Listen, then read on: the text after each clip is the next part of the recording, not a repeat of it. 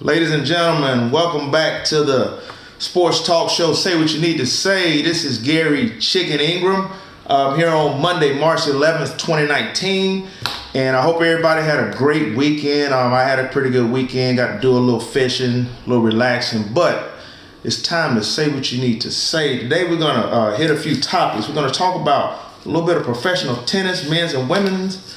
We're going to talk about UGA football, and also we're going to talk a little bit about some PGA golf for this show tonight. Tonight's show, we got a caller that called in out of Columbus, Georgia, Mr. Ed Times. Mr. Ed Times, are you with us? Yes, I am. All right. How you doing this evening, sir? Oh, I'm doing great today. Great. Well, I am so glad that you was able to join us for tonight's show on Say What You Need to Say Sports Talk Show. And we're going to hit a few topics tonight that I think that you could help the people out there understand a little bit more. We're going to talk about tennis. We're going to talk about University of Georgia football, the 2018 season, and then also the upcoming 2019 season. And also we're going to talk a little bit about some golf. But first topic of the night, we're going to talk a little tennis. I'm not too much of a tennis person. I do watch it from time to time, but we're going to talk about some men's tennis first, and then we'll get over to the women's. But the last tennis match was held down in California, Indian Wells, California. The number one men's tennis player in the world today is the Serbian professional tennis player Novak Djokovic. Do you know anything about this guy? Oh, yes, of course. You're definitely correct. Novak, the Serbian, Djokovic, he is ranked number one now and has been ranked number one in the past.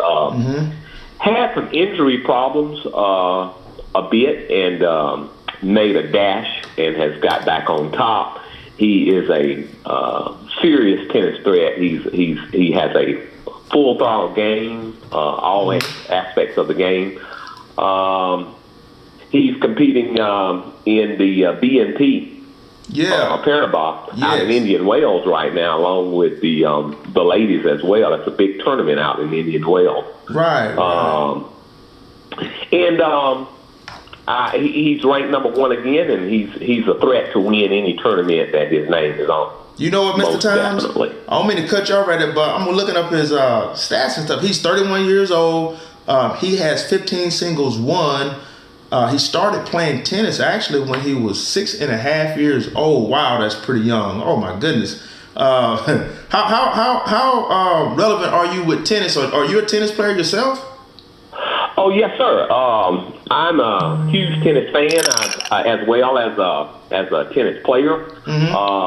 I competed a lot in tennis in my younger days, I would say. Wait, let's back up. What do you mean in your younger days? I mean in my 20s, 30s or so, I'll say that. Okay. I don't want to throw your age out there on the air, but how long did you play tennis coming up? I've been involved with the tennis game for approximately, almost 43 years. Wow.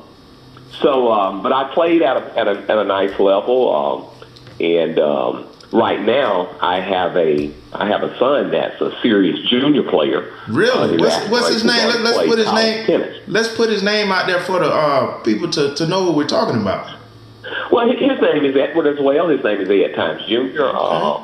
And I started him, as you were talking about, with Novak, and this is a trend with highly ranked tennis players and professional tennis players. Wow. They start very early. I started my son, Edward, hitting when he was about 7 or 8, just kind of hitting balls, and coached him a bit. And then when he got serious about the game, around 11 or 12, I just turned him over to a coach here in town. Nice. But tennis is a game that you can play your entire lifetime, and But it's a very misunderstood game by a lot of fans.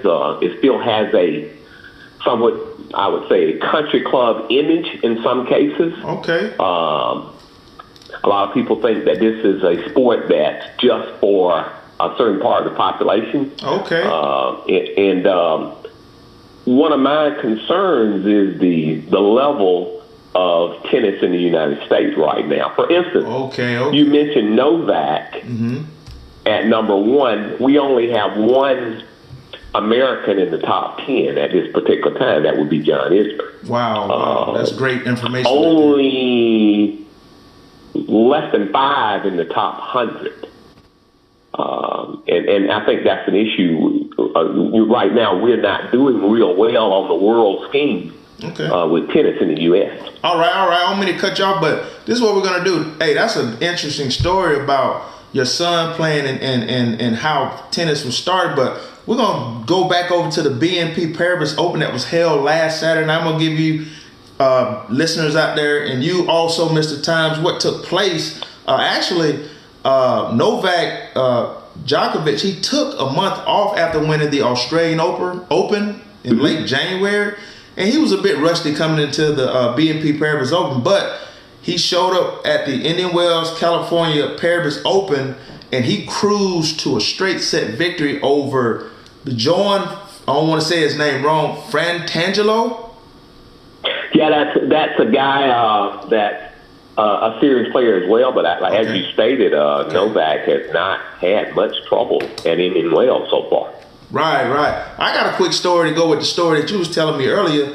As I was coming up as a youngster, my uncle, he had a friend, and I think I was around the age of 11 and 12 years old, and those guys played tennis religiously. I mean, me being a professional former baseball player, major league player myself, I used to sit there and watch them play tennis, and I used to sit there and just say, why are they hitting that little green ball back and forth across the net? And to me, it was the most boring thing I ever saw. I'm not talking down on them, but I tell you what, those guys, when they played on Saturdays, hey man, they played like it was the championship of the championships. And I'm gonna go ahead and say they both thought they were let me see if I can. They thought they were give me two great men tennis players.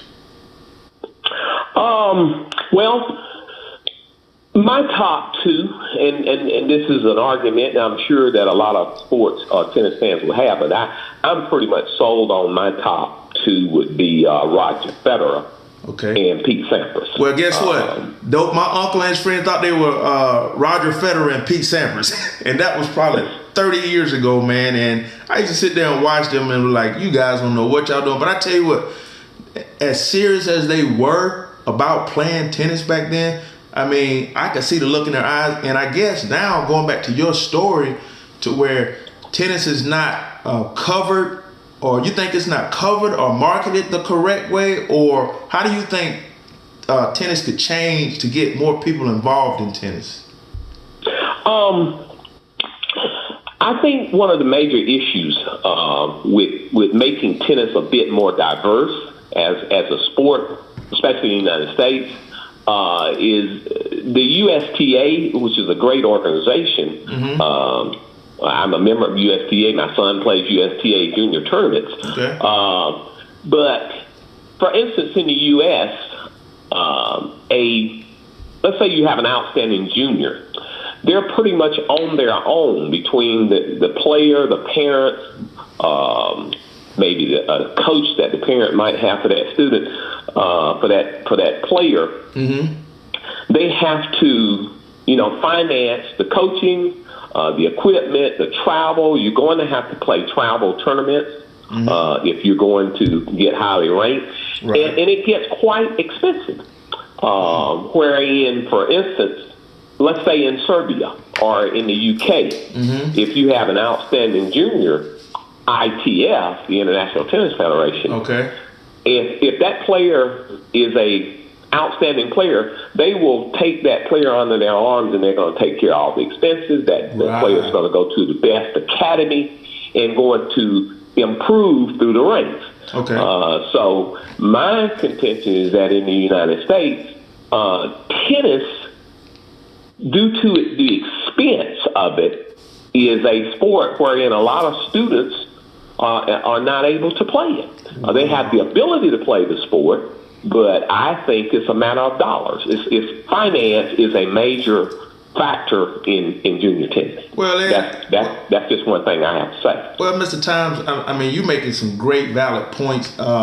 It kind of sounds similar to the game of baseball, where most parents that I've spoken to say that they feel like baseball is a pretty expensive sport because you got bats that cost $3.99, $4.99, up to $500 for a bat, and then you got to buy the uniforms, you got to buy the cleats, you got to buy a lot of stuff. So from the points and the things that you're telling us is that it could be a pretty expensive game to learn and to play, but like any other sport, if you really sacrifice and want to put your mind into it and want to get your kid to become a professional tennis player, that was some of the sacrifices that you're gonna have to take. Now we're gonna move along real quick.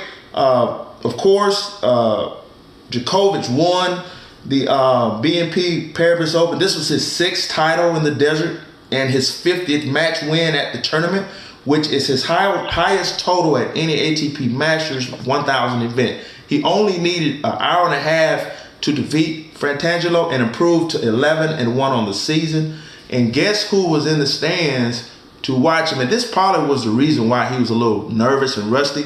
Mr. Pete Sampras was in the crowd, to cheer him along, and he spoke to him after the match. But that is one reason why he's the #1 ranked player in the world, because hey, this guy has been playing tennis since he was 6.5 years old. That's pretty impressive. But we're gonna move on to women's tennis right now. Women's tennis, the #1 player in the world as we speak is the Japanese professional tennis player Naomi Osaka. She's 21 years old. She lived in the U.S. since she was 3 years old.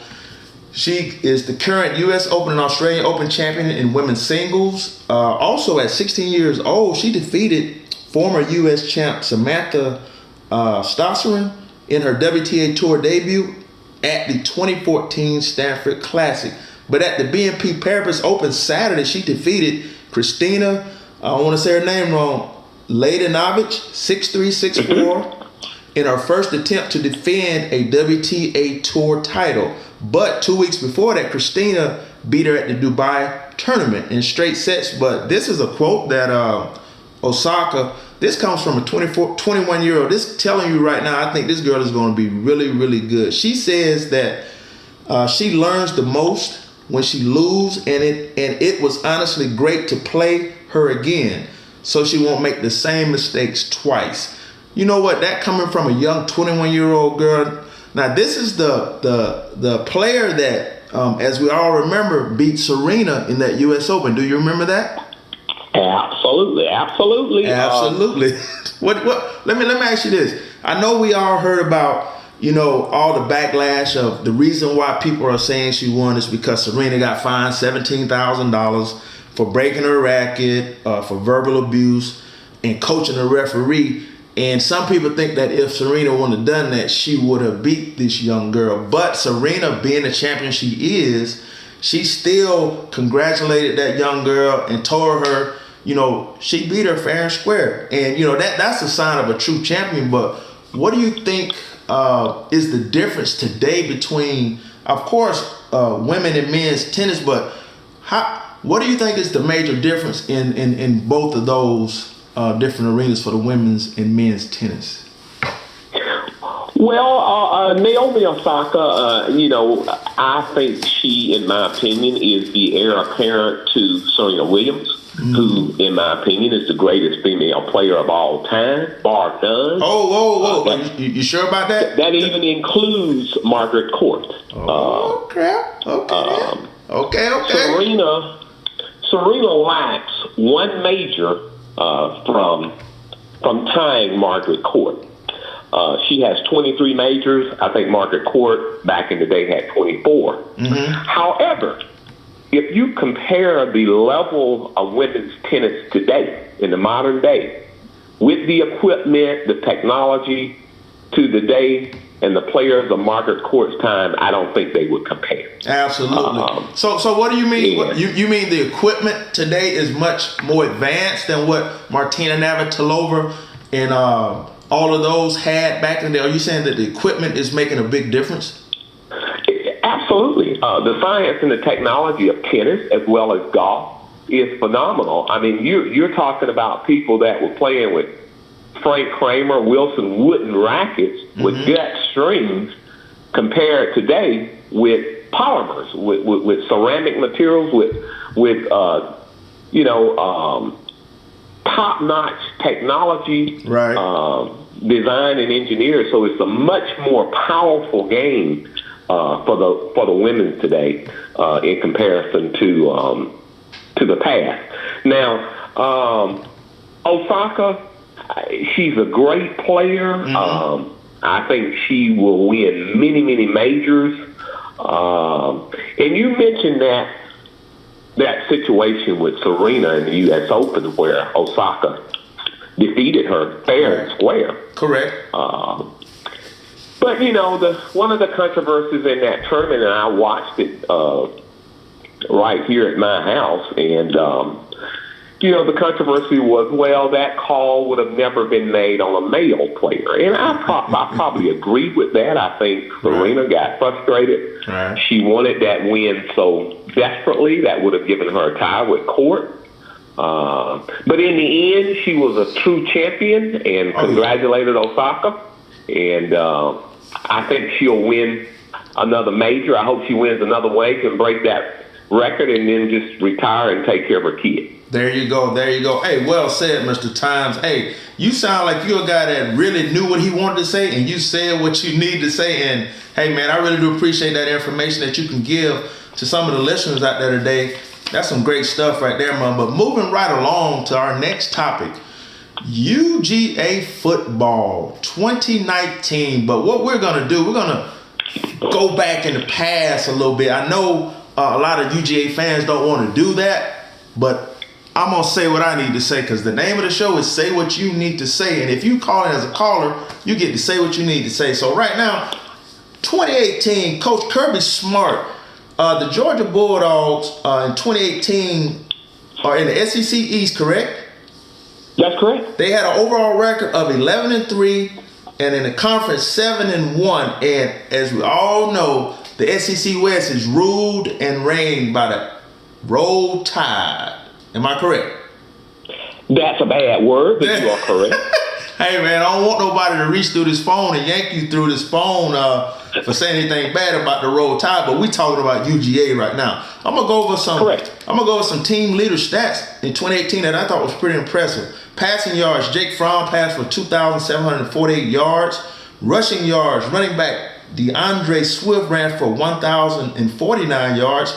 Receiving yards, Riley Ridley, the wide receiver, he had 570 yards. Tackles was Richard, I don't want to say his name wrong, LeConte, a defensive back. He had 74 tackles, and interceptions was 2 by DeAndre Baker, another defensive back. Now, in 2018, as we all know, the Georgia Bulldogs lost in that national championship game against Roll Tide by the score of 26-23. Hey, man, I bet that was a time where there were a lot of angry Georgia Bulldogs fans running around this country about that game. Now, I watched that game and going quarter to quarter, the first quarter was 0-0, second quarter, it was 0-13, Georgia jumped out, correct? Correct. And then in the third quarter, Alabama came back, spotted a 10 on them. Georgia 7, and then Alabama spotted another 10. Georgia 0 in the fourth, which forced an overtime. Now, I will say this about Alabama. The Alabama kicker, Andy, I don't want to say his name wrong, Papanastos. Okay. He actually missed a 36-yard field goal wide left to take this game out of regulation to go into overtime. Now, at that time, what did you think was going to happen in overtime? Well, I thought we had an opportunity to win the game in regulation, but at that point, after the kick, I thought we would regroup and still have an opportunity to win the football game. But it just wasn't to be. We had a great season. But Mr. Time, it's a process. Mr. I'm Time, going to use one of Mr. Time, you said it wasn't meant to be. What do you mean by it wasn't meant to be? Now, you guys had an overall record 11-3, conference 7-1. Going into that game, did you think Georgia really had a really good chance of beating Alabama? Oh, absolutely. I thought we probably had the best chance of any football team to beat Alabama. Alabama's a fine football program. As we all know, I don't think that's even debatable. Correct. But football games and all sports, sometimes just one play can make the difference. And, we saw that in the previous championship game. Absolutely. I totally agree with you. And, but, my expectations for the UGA this year, I'm looking, that year is over, tide rolled. And I think I'm going to use one of Coach Saban's words. He says it's a process. You're right. And I think under Kirby Smart, we've been building, and I'm really excited about this year. We did lose some seniors to the draft. We lost Holyfield. I mean, that's going to be a big loss as well. Absolutely. But we had a great recruiting year due to our coaches. One of our own right here, Dale McGee. Coach McGee is a great recruiter. Okay. And I think I was looking at the new schedule for this year, and I'm looking for us to win the East again and be right there in that championship game again this year and to get it done. Okay, since you just brought up the 2019 schedule, I got it right here. We're going to go down the line and see who you guys start off with. I think you start off with Vanderbilt, then you play Murray State, Arkansas State, Notre Dame, Tennessee, South Carolina Gamecocks, Kentucky, Florida, Missouri, Auburn, Texas A&M, and you ended up with Georgia Tech. That sounds a little tough right there, doesn't it? That's our season. Just been released recently. One thing that's unique about this schedule this year, I think, is that we have a couple of byes. We have 2 bye weeks. Okay. And I don't think that's been the case in many, many years. Okay. But we start off, for instance, I think most people will know that Vandy is no longer a homecoming team, and we're starting off with them at Vanderbilt. That's going to be an interesting game. Wow. We have a couple of cupcake games with Murray State and Arkansas State. But whoa! Back up! Wait, back up, Mr. Time. You said cupcake games? That's what you said? Oh, sure. So Murray State, Arkansas State, those